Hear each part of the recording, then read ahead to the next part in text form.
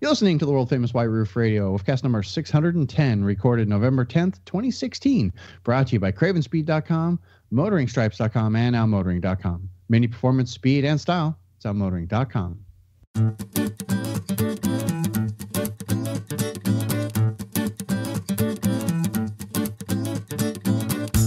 Hey everybody, it's DB in Arizona bringing you a brand new episode of the world-famous White Roof Radio out of nowhere. Alex decided that to combat the negativity of the United States elections that we needed to do a show. Yes, America, let's do a show. Alex is very disappointed in America tonight. White Roof Radio, many making want to America do a show. great. Well, Alex is just disappointed because he's an immigrant and he's going to get kicked out of the country next year. No, I'm not. Come on, you guys voted for Trump. I know it's No, I did not. Totally getting kicked out. I did not, sir. Oh my God. And I don't think, America. and DB didn't vote, so he doesn't get to say. So I voted for That's Henry the Rollins. saddest part about it. Like, I'm not gonna get to vote. Probably not even next time. I mean, I could next time, but Next time, that should be should- your goal, Alex, is to get full citizenship by yeah, actually, I don't think they're I'm gonna- 4 years away from it, so maybe I don't- right on time, maybe. Alex, I don't think it's going to happen because I do think that a new rule to citizenship is that all four of your grandparents have to be like Americans. They're not going to let anybody else be American. And when Todd says all four, he means the last four generations. Yeah. Yeah, that's So what I it mean. means, and So- they have That's to what I be mean. white. This Exactly. reminds me of a certain country in the 40s or in the 30s. I don't know which one, but it'll probably come back to my mind at some point. Oh my gosh, Anyway. Alex and I and everybody of the Hebrew faith are still. We've got 4 more days of Shiva to sit for America. So it's just what I'm saying here. And I am depressed this week, not because of the elections, but because I have to buy a PC for only the second time in my life. I'm a Mac guy. Dude, your struggle What? is so real. Why? Yeah, I have to buy a PC because For your printer? yeah, my stuff just is not working in my Windows environment in the Mac anymore. It's so finicky. Oh, you're doing VM. Yeah, that gets really dodgy for the stuff you're. Yeah, it's getting kind of dodgy, and it's unreliable. And this morning I was in a hurry, and it took like 45 minutes to wait. So I'm like in the market for a PC. Don't give me any recommendations because I'm just going to buy a Black Friday deal and say screw it. But There you go. it's depressing for me. Just go to Micro Center. Just buy one of the house brand, one of those power specs. Yeah, from it's- Micro Center. Yeah, Done and it's, done. It's depressing. So Yeah, it is depressing. I just acquired a PC that I'm going to spend about $200 to make it not suck. So I'm pretty excited about that. Then I have a work computer. I was going to say, 'Cause I have aren't to do PCs only PC about stuff $200? I mean, Oh, not for good ones, dude. You got to spend know. money to get a good one. I know, I got it. Yeah. Anyway, that's how it goes. But we're not talking about technology. We're not talking about the election cycle. No, we're going to talk about cars. And we're going to talk specifically about minis. We're going to talk about Mini Connected versus Apple CarPlay versus Chevy versus BMW stuff. And Todd's going to tell us about his trip to SEMA that he did last week. And I'm sure Alex will complain about something else. Yes. Yeah, Oh, and you know what? And I've got retraction, and I'm going to do retraction before I even do the first spot. As a couple shows ago, and I got called out on Instagram, a couple shows back, we all said that Digital Blue was the new Grandpa Gold, right? Everybody said it. Everybody agreed. I actually saw Digital Blue in person, and I retract me saying Digital Blue is the new old person color. I thought it was spectacular. I retract nothing. Me neither. I retract awesome. nothing. I'm not a fan of Digital Blue. I think it's boring. I don't think there's anything exciting. I think all the current mini colors, with the exception of Chili Red and Rebel Green, are boring on the Mini. They're very dull. I think we need some vibrant colors, and BMW's capable of it. If you guys have seen the latest green color they put on the M2, that is freaking stunning. Yeah. You mean the blue? You mean? No, it's kind of. It might be called blue. It might be called like aqua. No, it's blue. It's called aqua? Long Beach blue. Long Beach blue. Yeah, it's amazing. It's funny you're mentioning it because I was in Orange County this weekend, and I stopped by BMW of I forgot what it's called. Anyways, and Crevier? there was an M2. What? Was it Crevier? No, it was the other one. What's the city next to Irvine? Like Oh, the it would have next been city- BMW. It would have been Irvine, BMW. It doesn't matter. Yeah. Anyways, there was an M2 being prepped for delivery. Like the guy was coming to pick it up like 15 minutes before I got there, and it looked really nice, like all clean, all shined up and everything. It was really, really nice blue. I don't think we're talking about the same. It might be because in person, it looks kind of a teal green. It's not really blue. And it's a good blue. It's a good blue. And there's only there's only 4 colors for the M2. There's white, black, gray, and this one is exclusive to the M2 and to the X6. Right. That's X6M, the Long Beach blue. Maybe it was an M4. There's an M4 color. Let's see. In California. Oh yeah. Yep. When I was in California for the first time in a long time, because there's not a lot of them out here in Arizona, I saw a lot of yellow minis, liquid yellow. Yeah. Like R53s strolling around. So going, oh, nice. I haven't seen a liquid yellow mini in forever. Interesting. Well, yeah. The whole that was a good color too. They didn't bring it, but they need to bring back a good yellow, and not that taxi cab orange on the F56, but like a proper yellow again. You mean volcanic orange, which really isn't orange; it's school bus yellow. Yeah, but to make a yellow correct, they got to tint the clear coat, and it's really expensive. Will mean you owners pay for that. Who knows? But hey, you know what? Just call me and schedule an appointment, and I will come wrap your car in a gorgeous color. Wrap your car in there you go. Like yellow, like the one I did on the i8 last week. I actually those accents are hot. I got to play with an i8 last week, and wrapped, like, the car now comes with a lot of blue accents on it. You know, it's a BMW. That's one of their colors, but it's got all these blue accents all over the car, around the grill, on the sides, on the back, and the guy wanted this yellow orange color. It's kind of a sunflower yellow, but it's got some orange to it, and it photographs orange, and it looks orange from a distance. But anyway, so I had a good time playing with this i8, and I got to say, this car is nearly impossible to get in and out of. Nice. It is. Save the review for later, but you know, if you want to know how hot this car looked when Todd was done with it, that's going to be the image for this week's show. There you go. Because it's hot. And then I just got it passed around. Somebody sent me a message today. There's a local, like a Kansas City car group. It's called Kansas City Car Parazzi. And they take pictures of cool cars around the city and then post them on Facebook. And somebody posted a picture of the i8 with the orange accents that I did. Nice. And then it's a black car with orange accents. It looks amazing. Actually, it's not black. It's one of the dark silver BMW dark silvers. It actually looks kind of like the mini dark silver used to. Got it. I don't know. All I saw was I saw it on your Facebook announcement too. That looks good. Yeah, that's all I know. It was fun. Hey, we're going to talk. We're not going to talk much more about that, but we are going to talk about SEMA. I have some questions for Todd because he was at SEMA and I saw some pictures, and then we're going to talk about in-car infotainment systems and things like that. We're going to get to all that here in just a minute. First, how about some Outmotoring information? Our friends over at outmotoring.com, you guys get the emails already, so you've already seen this, and you know that they're selling hood scoops for $199. You know that he's selling custom gauge faces, yellow and orange, detailing and car care kits, 10% off right now. You're going over there, right? Convex side mirrors, lower stress bar, and all the other things, replacement parts, all available over at outmotoring.com. I want you to go check it out. I want to remind you, free ground shipping on most orders over $195.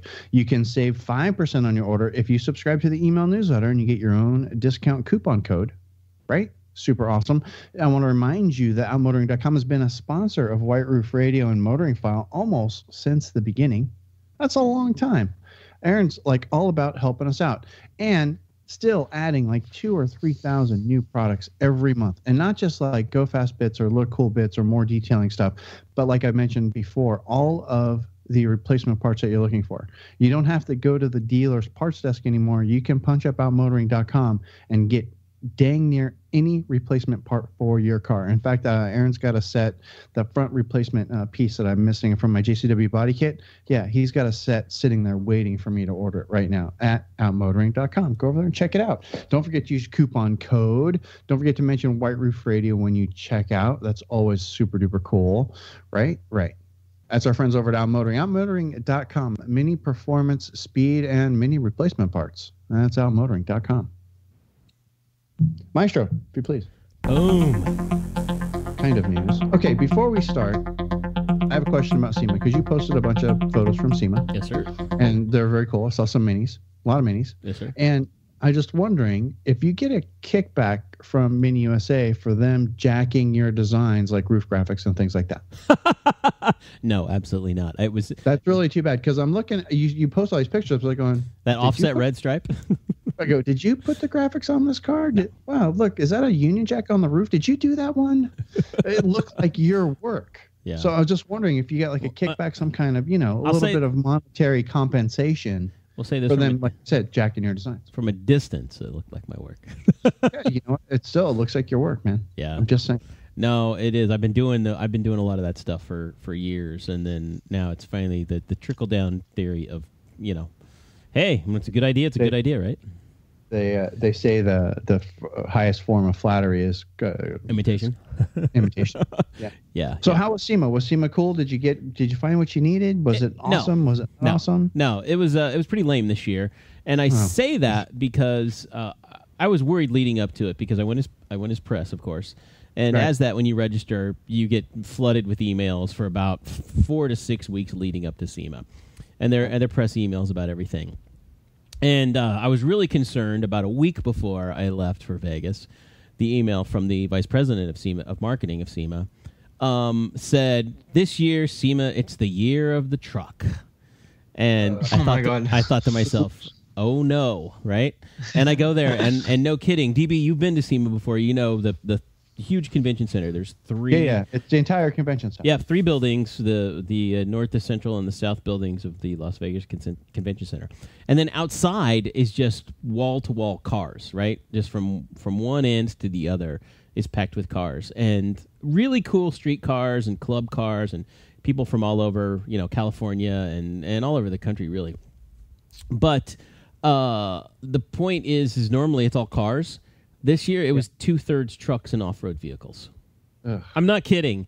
It was, I have no interest in that. Really? Let's go over here. Oh, this is where there's usually cars. No, it's all trucks and off-roads now.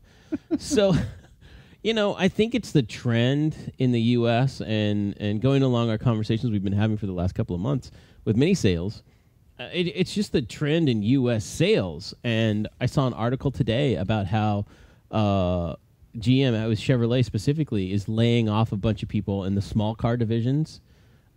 They're making fewer small cars now, and this is because the price. We know why. It's the price of gas dropped. Well, yeah, and people want bigger cars, so there's probably a lot of reasons behind it. But yeah, gas prices are one of them, because right now, literally, I drove past 2 or 3 places today that they were like $1.93. That's the regular price, not your. I buy groceries here and I get this special price, $1.93. So if you do have one of those plans, like you either go to Costco, Sam's, or a lot of the grocery stores around town have, hey, you shop here and you get so many cents off a gallon, you could literally buy fuel in Kansas City right now for as little as maybe $1.65, $1.70 a gallon. Wow. Yeah. It was that when I was in high school, from what I can remember. That's a lot of years ago. Yeah. Yeah. So, I think that people are like, oh, I want big trucks and off-road vehicles. I want to feel big and mean and powerful and someplace to put all my guns. Well, I tell you, just around here in Detroit, I've seen a big influx of Jeeps and how they've really customized them, and how many shops are just doing that. So yeah, I've seen a lot of Jeeps out here in Phoenix too, especially that new ugly Jeep. Well, that's just an ugly Jeep. The But I'm seeing a lot of them. There's a lot of people buying that Jeep. The one with the one with the Jeep Liberty. It's cheap. The Liberty. the one Yeah, with it's pretty bad. the little slit of eye, like of headlights. Pretty bad. Just the Yeah, headlights are horrible. Yeah, they're awful. Yeah, it's pretty bad. Anyway, I can't believe that you can even see at night with those things. But yeah, so that was the point of SEMA, is that it was a lot of trucks this year. And here's the thing: is I've been to SEMA every year for, I'm going to say, the last 4 or 5 years, and I think seriously it's time to take a year off.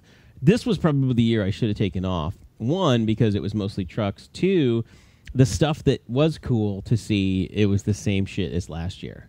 And you're like, oh, I already saw this. There was, and I'm probably wrong. I didn't walk every inch of all the floors and everything, but I saw a lot of the pictures people posted, and I'm like, oh yeah, that car was there last year. That car was there last year. I got a picture of that one from last year. You could have almost posted everything from last year and gone, yeah, I saw it. It was, there didn't seem to be a lot of innovation or You know, DB, it's been a number of years since we were there. It was like 2009, I think, when you were there with me. That was a while ago, yeah. We saw like there was like the hot car of the time. I don't remember what it was back then, but Camaro. It might have been. That was like the new Camaro had come out. Camaro and the new Mustang. We saw a lot of those. So every year there's something trendy like that. And a few years ago, the Scion was the big car. Everybody was doing XBs and XDs and the little one. What's the Scion tiny one now? The GC. No, the that micro the Aston Martin one. Oh, I don't remember. Frick. But anyway, so there's been trendy cars in the past like that, and this year there just wasn't anything terribly trendy. Not a lot of innovation going on in cars, and it was kind of a fascinating, like there's a lull in everything, and I don't know what we've talked about. It's the election year, or there's we're kind of in the mid cycles of cool stuff coming out. Maybe. We're on the verge of Tesla and the Model 3. And I think everybody's kind of nervous, like car companies are kind of nervous about that. What's that going to mean to the whole industry? Yeah. So I really don't know what to say. But I did get to see the JCW Clubman. That's nice. So, how did it look? So, did it look like a JCW? It was, it was good. Nice wheels on that. The big news that I had to share, which is breaking news as far as I know, is that the JCW Pro exhaust, the Bluetooth exhaust that I have and the one we reviewed on Mini Takes the States 2 years ago, that's coming to the Clubman.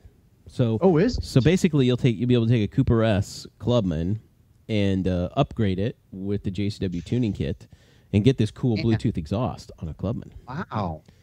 I'm amazed that they're offering that in the Clubman. Yep, they're going to offer it, and that's total race car. You heard it here first. It's supposed to be March of 2017, so just a few more months.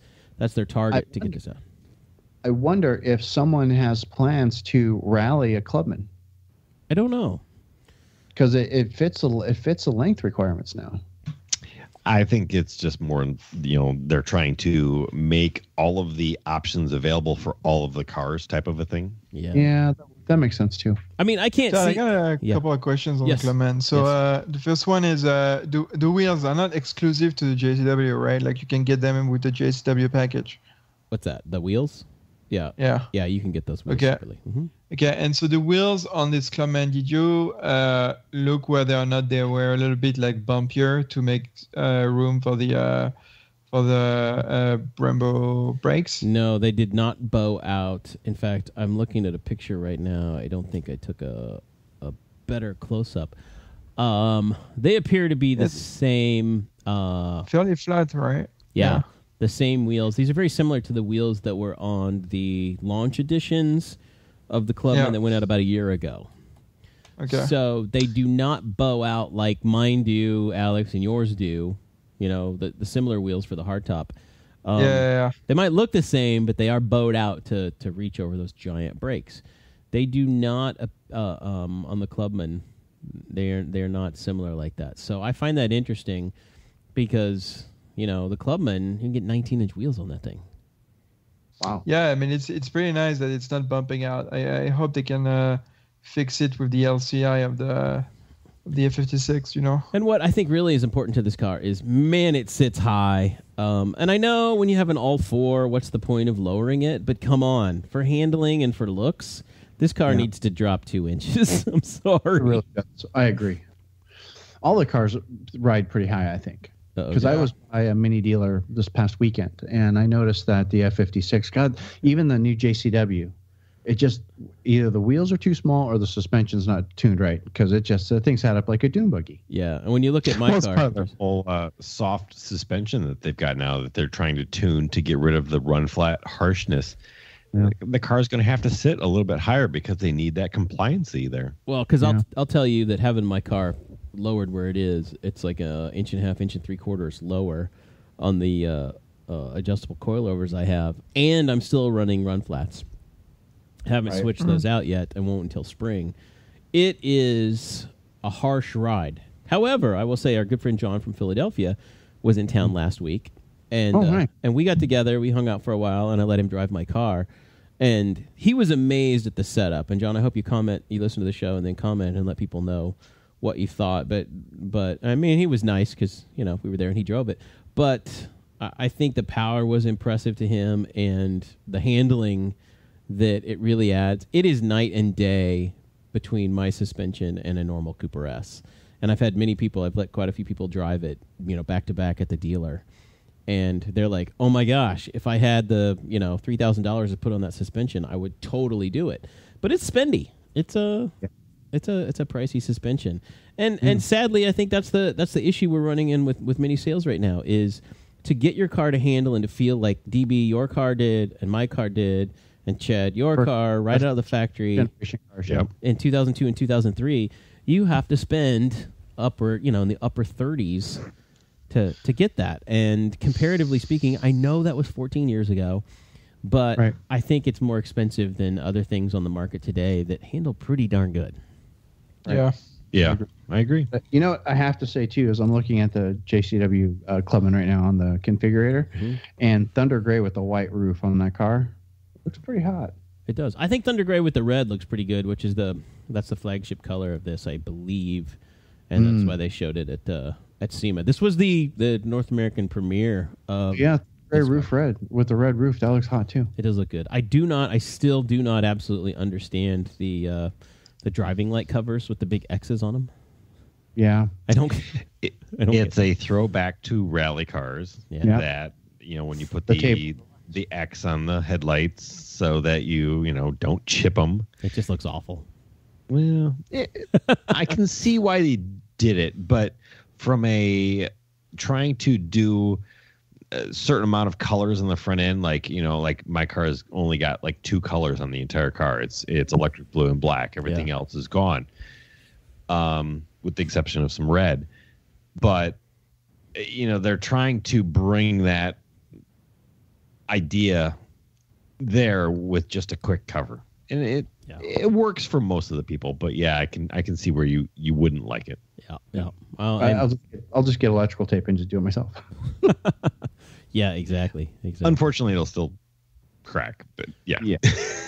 But it should have been black with white X's versus white with black X's. Yeah. So the big news out of that was, we all know the JCW Clubman is coming.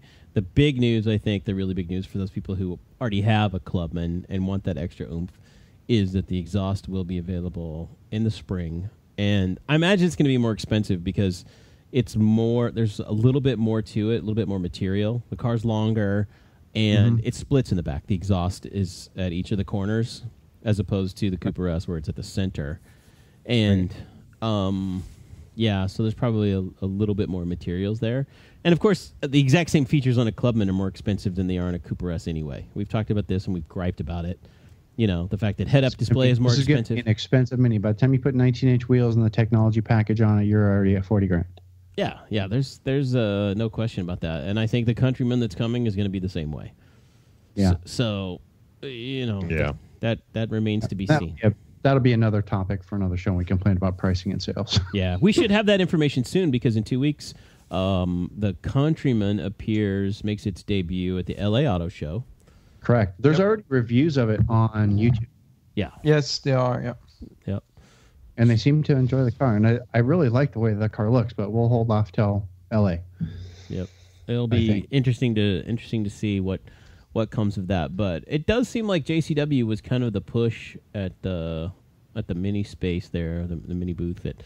But a lot of people were critical. I posted a bunch of pictures at Instagram and they went over to Facebook, and I heard a lot of people critical. They're like, this doesn't make sense for SEMA, because really what car companies do, and even GM and the big car companies do this, they'll come out with this ridiculous car with mods out the ass. Right. Big That's what fender. SEMA's for, is to sell parts. It's Custom one-off. Yeah. One-off colors and custom fender flares and all kinds of crazy stuff like this. And many did their best with some graphics and stuff, but nothing that really kind of screamed SEMA at the aftermarket and how to modify your cars. So I think they're trying, and they're starting to get it. But for those of us, and the people who listen to this show, this is who we're speaking to, people who like to do stuff to their car, mod their cars. Chad, you make a living modding people's cars and repairing people's cars, but the mods that you do and things people do to make their cars different, whether it be wheels, graphics, paint, all kinds of stuff. That's what the aftermarket screams for. And I think that's what the Mini has always screamed for since even the early days in the 50s, right? Since 59 when it came out. Yeah. People did, Union Jack roofs on it and different stripes and painted them crazy colors. And it seems like the last few years we've gotten away from that a little bit. And it's kind of bumming me out. I agree. Somebody needs to make SEMA great again. Yeah, make SEMA great again. Full circle here. Yeah, SEMA has always been something for the aftermarket. So why are the main branded cars there? I mean, why? It doesn't really make sense unless they've got something really awesome to offer. I can't see them wanting to spend that money to be there. Yeah, you're there, you're being seen. Well, but are you really trying to sell something? And I'm sure, the organizers aren't going to, say, oh, no, sorry, you can't come because you don't have anything really cool. But, Well, and that's the whole point, too, is to go, listen, our car is tailor-made for modifications. Okay? It's right. And that's what SEMA is all about. That's why other manufacturers go there, is they're like, you need to buy our car. And as Mini's philosophy should be from a marketing standpoint, you should want to buy a Mini because you can trick the shit out of this car. Okay. Right. What, depending on how far that is, everything from custom wheels to suspensions to graphics, all of this stuff on the inside of the car, the custom stuff you can add and do. They need to be more like GM, though, where GM's like, okay, you guys want to do something to this car? Then here you go. Here's all the drawings. Here's everything. Here's all the data. Right. Versus Mini and BMW going, well, no, you can't put any of that stuff on because we don't want you to do anything to our cars because this is our car. And you're like, F you, I'm going to hack this thing. I mean, there's a little sticker up in the window that says, anything that you put on this car could, adversely affect how that car does. And then they still want the Uification and they're going to SEMA, but yet they don't want companies like myself doing anything to the cars or even helping the customers really at all. Well, hey, and speaking of mods and Chad, you doing things to cars, you are now carrying the Dynan Sport tune, which I have on my car. Have you sold any yet? I know you just started. We sold one this week. Yes. Okay. This week. Yep. You just started carrying it. Did you get a chance to drive the car and check the different modes?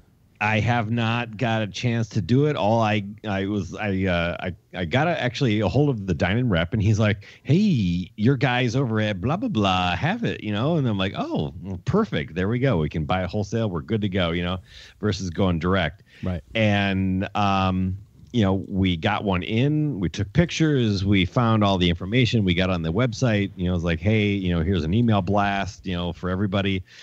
Because we've talked about it here on the show a million times already now, and I've been trying to get it.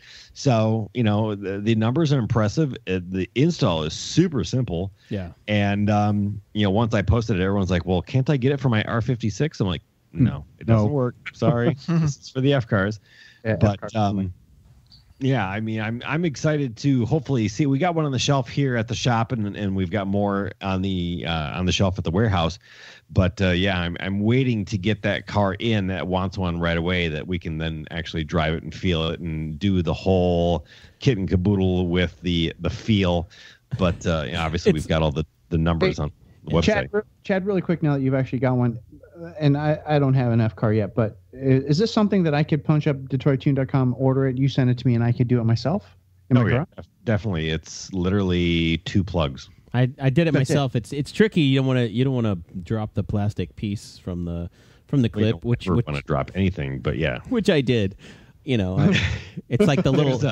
There are full how-to instructions on our website. Yeah, nice. It's very. And it'll literally take you about 15 minutes. It'll take you longer to program it because right now it only works with an Android device. Like there is a iOS out there too. Oh, okay. No, the iOS one doesn't work. I'm going to look now, but it said it was coming. So here. I've been told by the customer that there is an iOS device out there for the Dynan kit already. It's called a little something different, but it is out there. All right, I'm gonna look for it and see because it's on It's on the Detroit Tune Facebook page All right. under that link there. I'm searching right now the store because I actually bought a little Android tablet for $50 that to do this, and I tune everybody's car Right. that comes through the dealer. I just did one today, and it's pretty quick, and everybody says, hey, put it in ludicrous mode for me, because that's what the joke around the dealer is.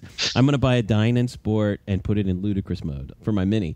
And so I'm like, there you go. And really all it does is it adds 4 PSI to your boost. Wow. So it is pretty cool. Dynantronics on the iOS store. You know what, Chad? It is available now. Hot damn! So Yeah, I heard that it was out there. it is. It wasn't available a week ago. It must have just come out. So I'm downloading it now as we speak with my little fingerprint. I will let people know. The cool thing is it also gives you a live boost pressure sensor. It hooks up via Bluetooth to this Right. unit in your car, and as you're driving, you can see like live boost, and it's kind of Nice. fun. And then you can change the modes. Like if you want to, if you're going to valet your car, which I know nobody do, you can do it, and it does a -2 PSI on boost. Wow. It Nice. actually sucks. It doesn't blow. It sucks. So, and this is something that sounds like then it stays. You plug it into the car and it's in the car forever. But if you could technically remove it Yes, you can. if you don't want to have fun when you drive anymore. Yes, if you Okay, that sounds pretty dope. and speaking of, tune.com. here's another thing too. As we were talking about the exhaust, I forgot to update this because I was joking with one of the mini guys about the Bluetooth exhaust, and when you buy it, it comes with that little tag that on it says this is for track use only. Right. Use on the Yep. street will invalidate your car, right? Well, and I told the guy, I said, well, I've hacked mine. It's on all the time. When I start the car, it's on when I drive. And he goes, no. He says, honestly, that's just for Europe. In the U.S., it is street legal. You can drive around with this thing open 24/7, and it's not illegal. He says that warning is just for Europe, which is why they don't make you sign anything when you buy it. So that was pretty cool. Well, then how come you have to hack the stupid thing so that it stays on all the time? Well, it's kind of a cool Because feature. they didn't want to go through all the legwork to make it different. Yeah, that's true. Yeah. And It's a hard hack. Todd, what was the hack? How'd you hack it again? you basically, and thanks to our friend Pedro in Florida for the tip on this, you turn the car on and you open it up with the Bluetooth remote. Okay, you double click it and servo motor opens the flap to where it's open, right? Then you leave the car running while the exhaust is open, and basically in the hard top, it's really easy to get to. You know those little flap doors? You open up the boot, and on the right and the left, and There's a flap, yeah. yeah, they've been there since 2002. There are these little flap doors that pop down. You pop the one down on the passenger side of the car, and that's where the module for the unit that drives this is. And there's a power cable, and it's a little like a 19-pin plug or something like that. And you pull the power from it, and that's all that it is. It's the power for the module that drives the Bluetooth and then the relay to the servo motor. And basically, you've pulled the power, and it'll never close. Oh. Because it's not spring loaded, it's servo. It's a servo set of gears that opens it, and once it's locked open, once that motor is open, it's going to stay open forever until you plug the power back in. Until you plug the power back in, and Right. it closes next time the car starts. Right. So Right. it's Okay. so the car sounds awesome in the morning when you start it up, because there's a big Nice. fuel dump and the car revs, until it gets warmed up. So it literally, I frighten neighbors and small children when I start my car every morning in the garage, because it's like, whoa, and it's sits there and hums, and it does that for like 15 seconds, and then it'll quiet down. Well done, Mr. Pearson. Well done. But it's very cool. It's very cool. And it is not illegal to drive on U.S. streets with that open all the time. I was informed of that from a Mini representative, actually BMW representative, because there's a similar system on the BMWs now. Right. I don't think it matters much because it's not like you can enforce it anyway. Really, someone is going to track you down. Like a cop and, is going to be standing outside your car with a decibel but meter. that if they pull you Exactly. over, you've got You know what? ads or dark of tint, they will write you for too loud exhaust. Yeah, they Yeah, they'll just write you for a ticket, and then they'll make you prove it. yeah. Right. Exactly. If they don't You'll have to download like it. But see, that's speedometer the cool thing. If you don't hack it and you have the Bluetooth, you do two things. You put it in green mode, and you double click the thing, and you're like, "Well, listen, here it is. I'm revving it. It's not very loud. You must be hearing things." For sure. So yeah, it was funny because I went out of town to see Seema last week, and when I got back in town, I picked up my dog, and she was in the front seat with me, and she leaned down as I was driving. She flipped the car over into green mode without me knowing, because I'm driving around in sport all the time, and with her paw, she was laying down and she flipped the car over into green, and I pulled off around a corner. I'm like, what the hell is wrong with this? And then I looked down and I said, oh, thanks, Zoe. I'm in green mode now. So she was like, Dad, it's too loud. Yeah. My sensitive ears. So, Alex, have you tried that yet in your car? Have you tried green mode? Yeah, I do it. I do it on because we have way more traffic than you probably do, right? So when I'm in traffic, there is no point like using gas for no reason. So right. What I do usually, what I do, I don't always drive in sport mode. What I do is put the in the street, like on city driving, I put the gear shift on sport mode, right? So I push it to the left.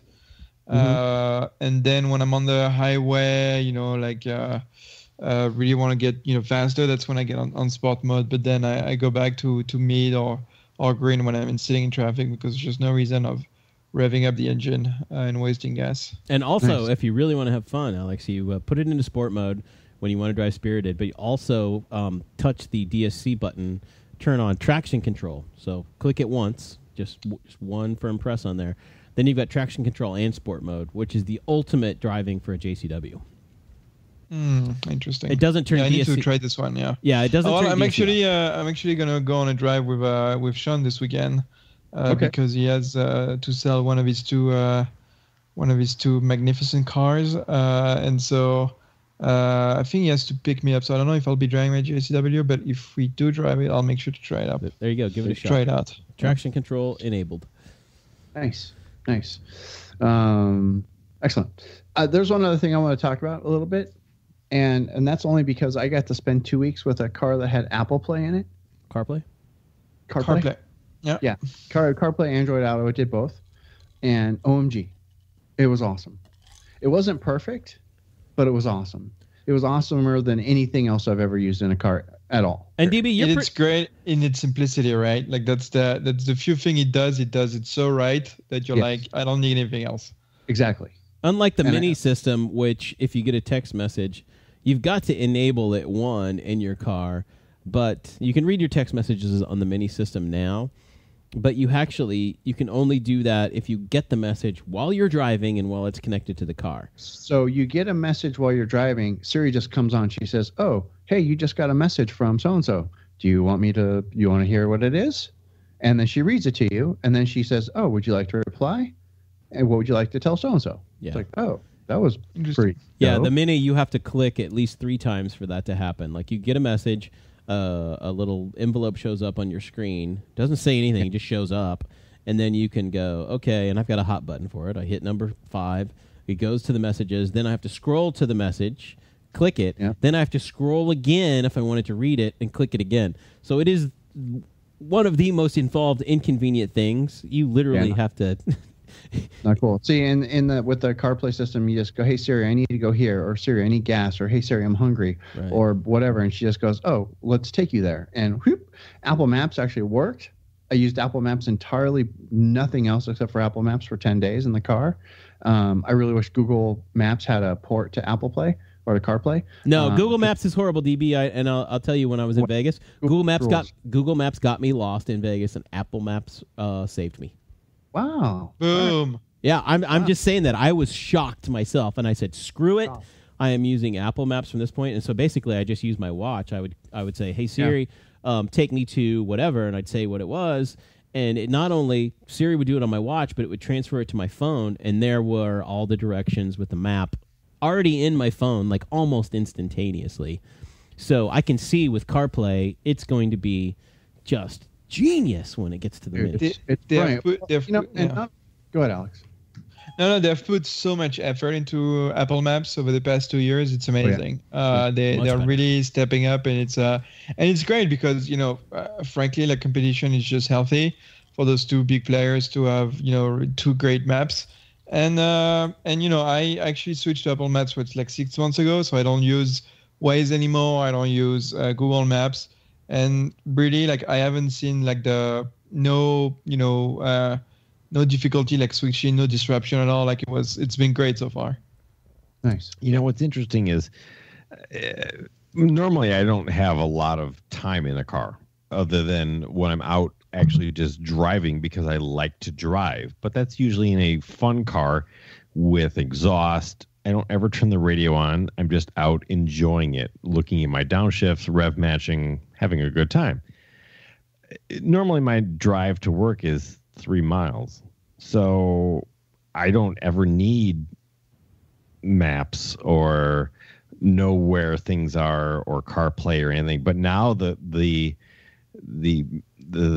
distance is growing because we're moving, and I never really ever thought that I ever needed anything like this. But obviously I'm driving a van right now, which is like driving a couch, right?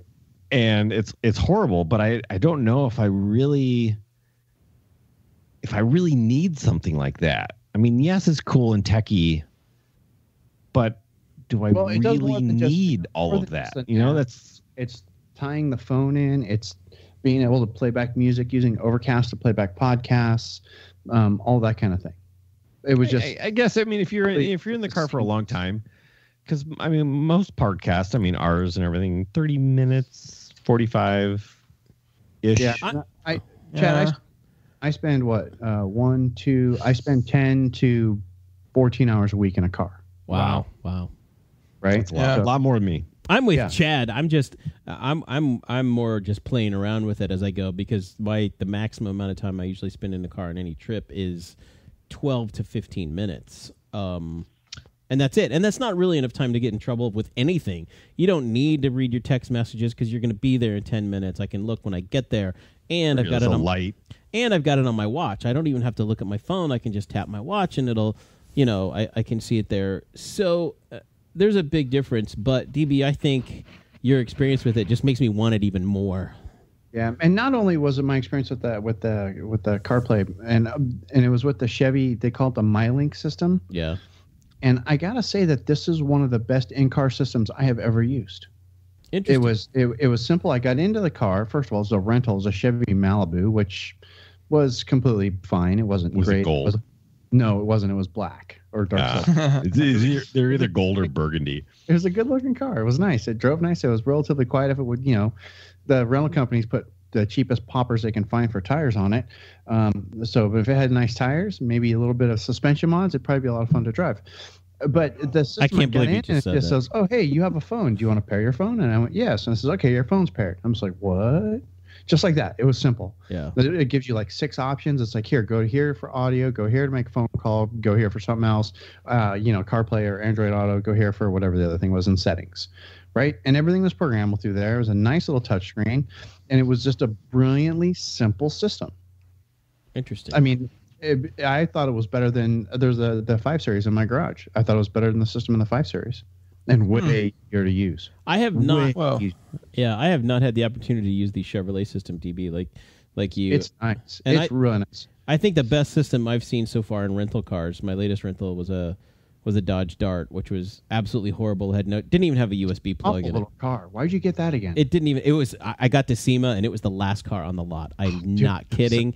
That's the second time you got stuck with Dodge Dart. I had no choice in Vegas. I was so angry. I was so incredibly angry. So it wasn't even a US. We had one when we were there with Gabe, remember? Yeah, back in January. But there was no technology in this car whatsoever. But I think as far as all the rental cars I've had, it's a toss-up between VW and, I'm not kidding, Hyundai had one of the best systems where I plugged my phone in and instantly recognized all my information was there. Oh, yeah.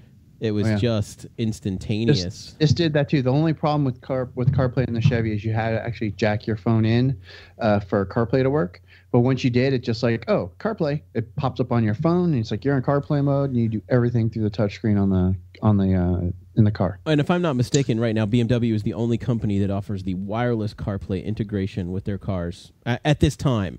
Now that's going to change very soon, and here's hoping that when the Clubman comes out, the JCW Clubman here in December, January, that they will have wireless also. And to do that, it actually connects via Wi-Fi, not via Bluetooth.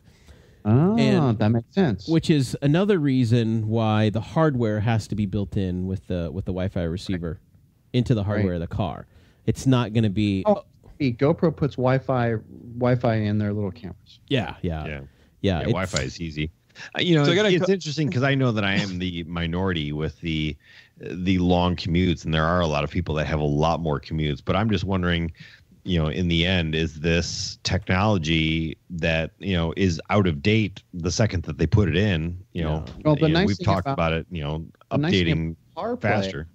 Nice thing about CarPlay and Android Auto is your phone gets updated when your phone gets updated, and the system is reliant on your mobile device. Okay. So if you've got an old mobile device, you're going to get stuck with an old interface and not all the features. And Alex, you were saying? Yeah, I was. So a couple of comments. The first one is that I'm a little bit with GB here. Is that even if I have to drive 5 minutes, I'm gonna most likely turn on my GPS or Apple Maps or whatever. I guess it's different because I live in a city, right? So sometimes it's sometimes it's just so unexpected. A new city.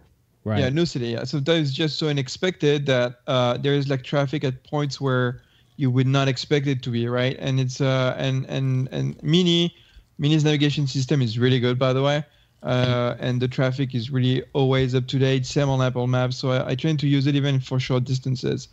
Second comment is, I'm sure we're gonna get to a point where you actually, for iOS users, where you actually don't need CarPlay to use CarPlay. Don't need to have a car that has CarPlay to use CarPlay.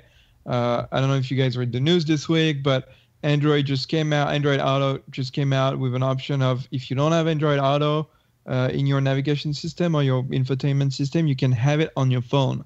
So it turns your phone into Android Auto, which is pretty cool. So I remember hoping that was actually a feature in Android way back when Android was still new. You could actually put your phone in what was called auto mode. At least you could on maybe it was an HTC feature. But I remember my Incredible had that, and you go into auto mode and it would turn sideways, and you had navigation, music, phone call, and something else. Just a couple of options in sideways mode. It was really cool. Well, and here's pretty cool, yeah. Here's a bombshell along those lines. In talking with the BMW guy at SEMA, he said, and Alex, you said recently, you're like, oh, well, CarPlay will never come to this generation of Minis because it requires a touchscreen. That is not true, because there's the 3 Series BMW is CarPlay compatible, and it does not have a touchscreen in it. Yeah, I can't imagine using CarPlay without a touchscreen. I can't imagine using it with the dial. Yeah, you have to use the iDrive dial, which is exactly the same as it is in the Mini now. But it gives hope for people like Alex and me that, hey, maybe it'll be upgradable. You'll have to plug your phone in via USB, of course. Right. But there might be a software update that says, oh, you want CarPlay Android Auto? Boom, here you go. Right, exactly. It's an hour at the dealer worth of downloads or something. Well, no, it's not even that anymore, DB. You can upgrade your own software in the Mini with a flash drive. Oh, that's right. I forgot about that. Yep. Yeah. Anyway, And CarPlay is awesome. That's all. CarPlay is awesome, and it's nice that Mini is getting there, because I don't know if you guys have seen the announcement, but the 2018 GTI got a huge interior upgrade. And it's digital dials all over the place, bigger screen. The dashboard is at this point is almost completely digital. Yeah. And it's how much it is, and how fast it goes. I'm just saying that it's nice that Mini's finally getting there. Yeah, and hopefully the technology. It was a cool system, and it made me realize 3 things having this rental car for 10 days. 3 things that I have to have in my next car, more than likely. Yeah. 3 things. One of them being the CarPlay. My next car's got to have CarPlay, which means I'm going to have to buy a new car, and that annoys me to no end. The second thing is, what was the second thing? A tissue holder. Yeah, a flower pot holder. A car that has more than 120 horsepower. I'm over driving slow cars, so my next car will have more than 120 horsepower. That's number 2. And I don't mean a Cooper, unless I get a Cooper and put the Dyna kit in it. Right. And number 3, and we'll talk about this later another time, automatic transmission. I get that. Yeah, me too. I know. Those knees aren't getting any younger. Well, not only that. It's not my knees, it's my feet, and driving in traffic. And I'm just I spend an hour in traffic and my feet are killing me now. If I drive home at the with the new disability that I'm carrying around. Yeah, I get that, DB, because my current car and the previous car, my GP, like if I would drive home at the wrong time from the dealer, normally it's 6.2 miles for me and it takes 12 to 15 minutes. If I go at the wrong time, it could take 20 to 30 minutes to go that same distance, and I'm in stop and go, and I'm cursing the clutch every second of that 20 minutes. And that's just 20 minutes. I get home because I drive 20 miles back and forth to work. It's 20 miles to my office. And in the morning, it takes me 45 minutes. And at night, it can take 45 minutes to an hour. Wow. And by the time I get to either end of that destination, I'm done. My feet just are screaming at me. I get that. And we used to rail against automatic transmissions. But I do understand there's a time and a place for them. And that is definitely. And Alex, you're the same way in San Francisco. Yeah. I have the automatic transmission. It's it's traffic pretty much all over the place, but it's so good. Like the automatic transmission on the F56 is so good.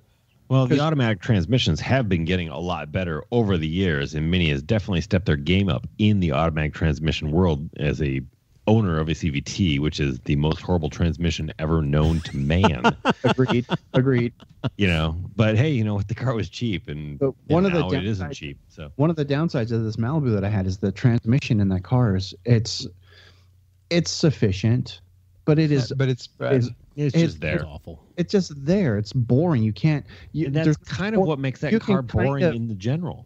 You can put it into like shift it yourself mode, but all you get is like a plus sign and a minus sign at the top of the shift knob, which is awkward. So it's like you push forward or pull backwards. I just can't pop it over to the left and just bump it up and down like that. And even then, it's just like it's still just kind of meh. You have no power through a corner, none of that. Yep. You have to think ahead, all the things.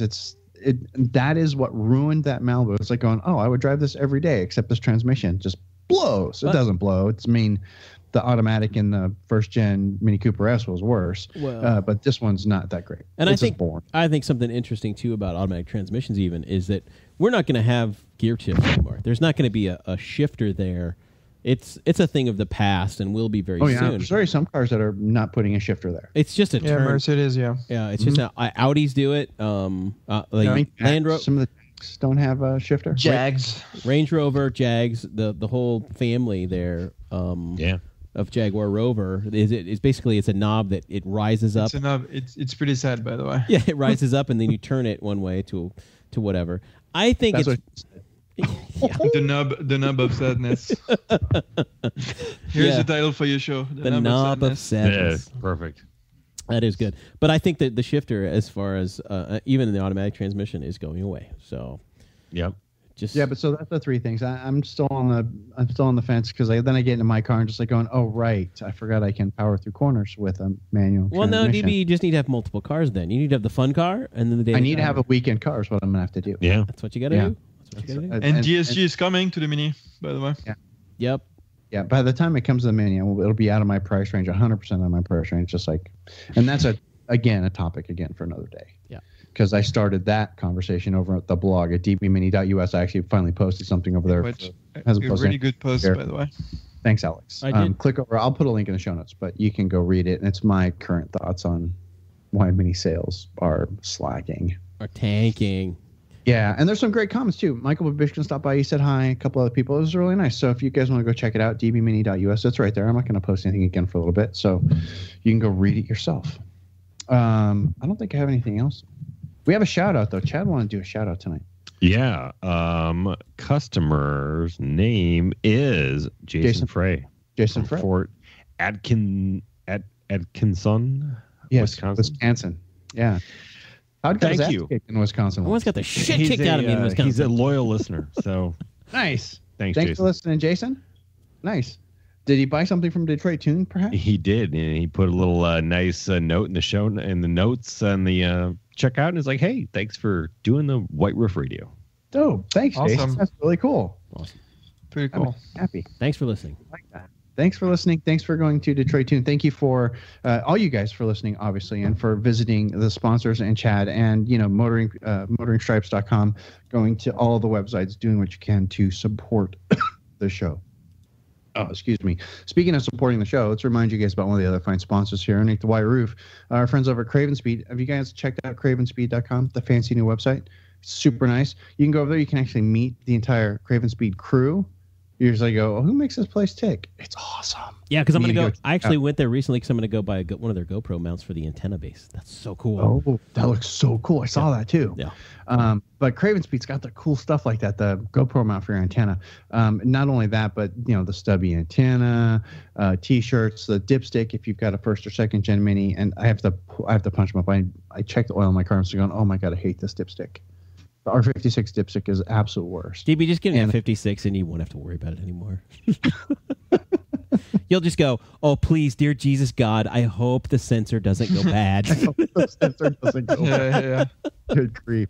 Not only that, but if you're in California, one of those states that makes you put a license plate mount on the front of your car, get the Platypus license plate mount. Super nice. If you happen to still rock a first-gen Mini Cooper S R53, Craven's got your pulley. And you're going to do the pulley mod if you've got a complete stock car, although not very many of those are left. But you want a little bit more punch in your S, you're going to get a pulley, and you're going to get it from Craven. You'd be surprised how many are still stock. That's amazing to me. Yes, it is. It's very amazing. Because it's just like, oh my god, it's like super cheap. Intake and pulley, and it's just like boom, you get like 3,000 horsepower out of an R53. When's the last time you installed a pulley, Chad?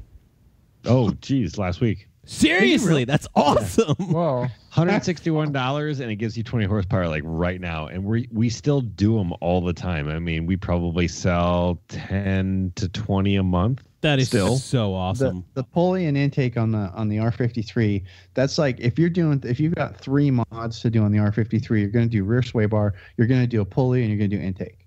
1, 2, 3. And plugs. You got to do some plugs and plug wires. And you got to do plugs and plug wires too, but you'll do that next time you do a tune-up. But those are the 3 mods that you're going to do. And you're going to do the pulley, and you're going to get the Craven Speed pulley because it just rocks, and it's a kick-ass piece.